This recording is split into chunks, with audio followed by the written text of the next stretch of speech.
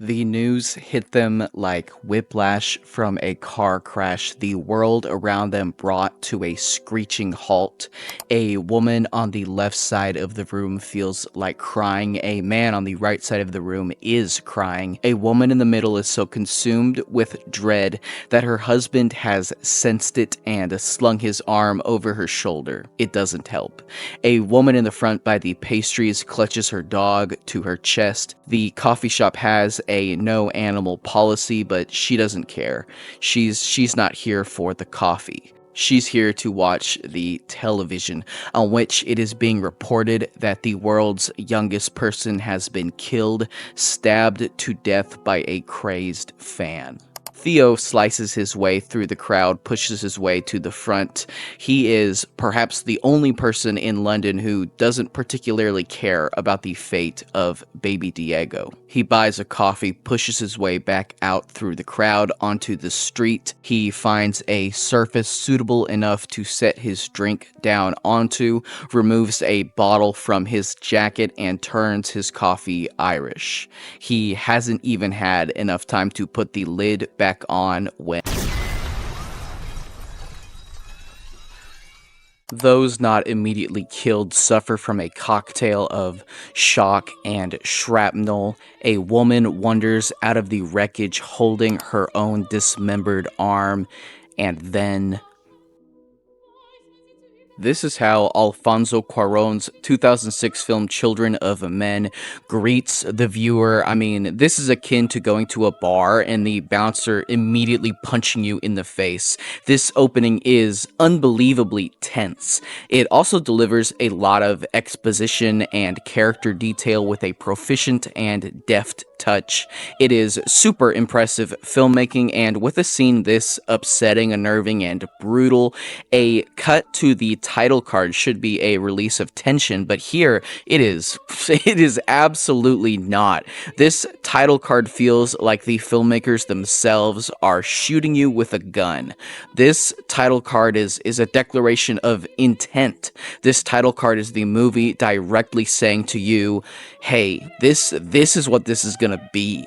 I absolutely adore this moment, and it is one of the many reasons I am kind of obsessed with title cards. If you've watched my videos before, you may have already deduced that. Title cards are one of the most brazen ways in which a movie can talk directly to you. A title card is almost always, with very few exceptions, a film breaking the fourth wall, and with an opening title, it is often an opportunity to also set the tone. The Mission Impossible series all literally show you what the movie is going to be by playing clips of events yet to unfold in their opening title sequences. This was inspired by the opening to the original TV series.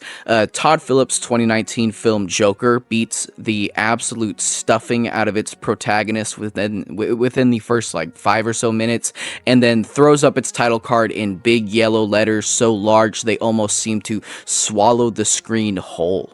Title cards by nature also provide an opportunity for the filmmaker to imbue a little bit of extra style into their film, and maybe it is because of the comic book origin and influence of the superhero genre that a lot of Marvel and DC films have pretty cool title cards. Matt Reeves' 2022 film The Batman opens with big, bold red lettering, whilst Ave Maria plays in the background. James Gunn's Guardians of the Galaxy, released in 2014, is another example of a great title card, especially taken within the context of its release. The title, accompanied by Redbone's Come and Get Your Love, isn't just an introduction to the film's style, but it is the movie saying, hey, this is gonna be different than those other Marvel movies. This one has some panache.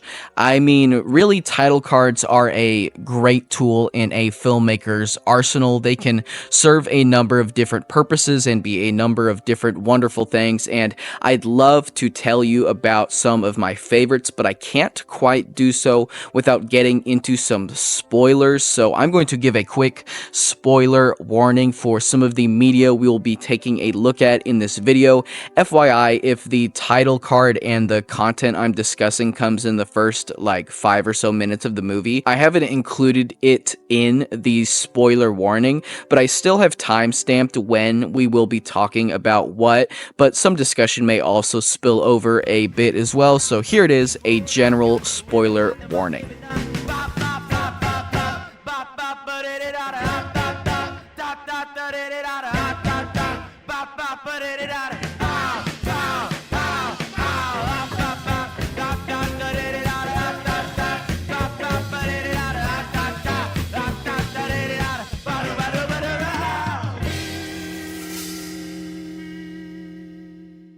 I do quite like when title cards are just loud and bombastic, almost like the movie is shouting its name and purpose to the heavens above. Just about every Star Wars movie opens this way. Mike Hodges' Flash Gordon, released in 1980, also has a great title card in a similar vein. Maybe it's just space movies in general have the title card down to a T. Stanley Kubrick's 2001 A Space Odyssey, released 1968, features a title card that you could hang in the Louvre.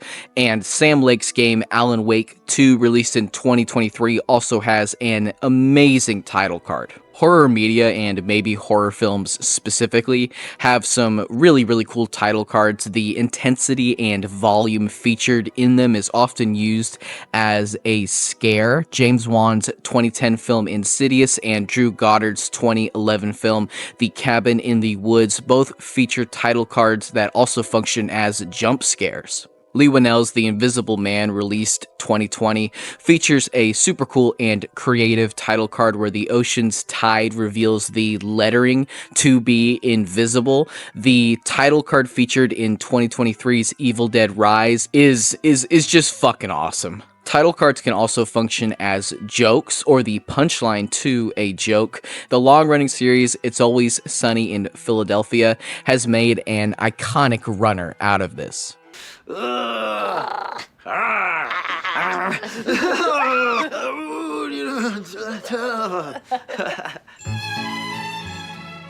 The newer Amazon series Invincible, adapted from the comic of the same name, also has a great running gag involving its title cards. The recently released, currently airing series The Penguin also has a very funny title card in its opening episode. Oswald Cobb, aka The Penguin, speaks with Alberto Falcone, whose father Carmine has recently been killed, now making him the most important and powerful man in Gotham City. Oswald tells him the story of a powerful gangster from his youth who, when he died, there was basically a parade held in his honor. But Alberto makes fun of this, mocks Oswald's ambitions, character, and persona, so Oz does this.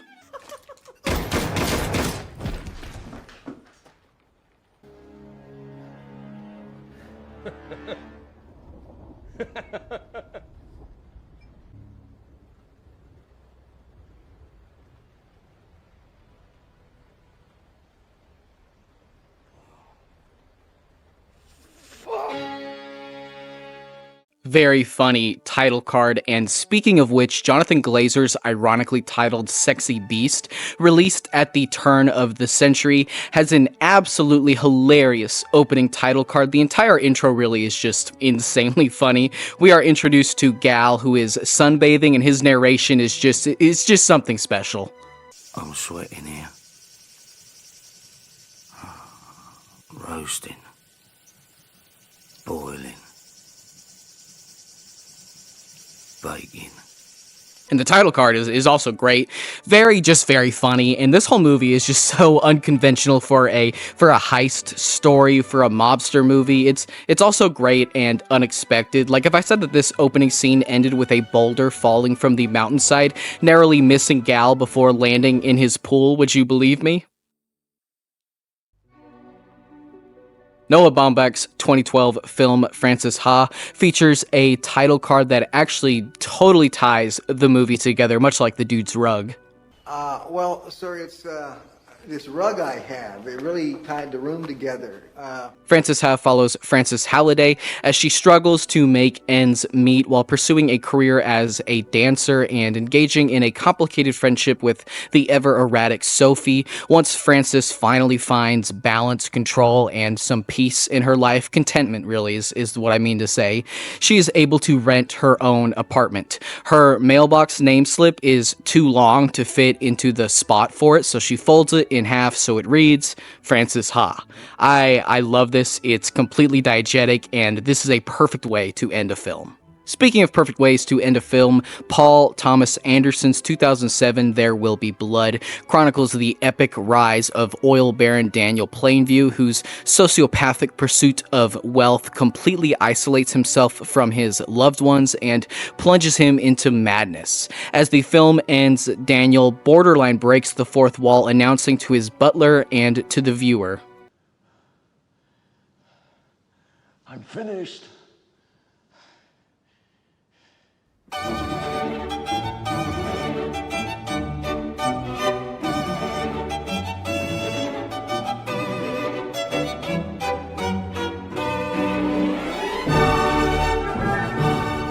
The title card's font is either very similar to or is a font designed in 2003 by Mr. Fisk Fonts called Kraut Typefuck, which isn't a joke. That is what it's really called. But this title card really provides an exclamation point to Daniel's statement and to the film's ending. Really just the whole thing. Jacques Audiard's 2018 film The Sisters Brothers also features a great ending title card. Gunfighting brothers Eli and Charlie Sisters are hired to rob and kill an inventor of sorts named Herman Worm. Their pursuit of Worm is plagued by misfortune and violence, and they also face conflict with one another when Eli tells Charlie that he wishes to retire from this lifestyle and open a store instead. They eventually find Herman, who is accompanied by a private detective named John Morris, and after a shootout with a rival group of outlaws, they decide to actually help Herman with his invention in exchange for half of the profit. The four of them all develop a nice friendship and camaraderie together, and Eli tells Herman that when they were young, Charlie killed their alcoholic, abusive father, an event that ostracized them entirely from their mother as well. Herman's invention is successful. I also totally forgot to say what it was. It's like a formula that illuminates gold underwater, but it is extremely toxic, and an unfortunate accident causes Herman and Morris to fall into the water, contaminated with it, and both are killed. Eli got some of the formula, actually no, Charlie got some of the formula on his arm, so a doctor is forced to amputate it, and then the brothers are attacked by a series of bounty hunters who they dispatch before deciding to return home to their mother. Their mother is initially suspicious of them, but does welcome them back home where they finally can breathe a little bit and relax. The ending title card then appears, and its warmth sort of washes over the film and the viewer. This title card it's the equivalent of a loved one's embrace. It is so heartfelt, affecting, and I just love it. Hey, so I will tell you, this last one is straight up my favorite ever. This is my absolute number one favorite use of a title card in anything ever, and it is featured in my favorite film of all time. And while, yes, I am very excited to talk to you about it, I don't think it can be understood just how good this title card is without understanding the film as a whole. There is a lot of context that is needed, so I'm going to give an additional spoiler warning here as well as just a call to action. Please, if you have not seen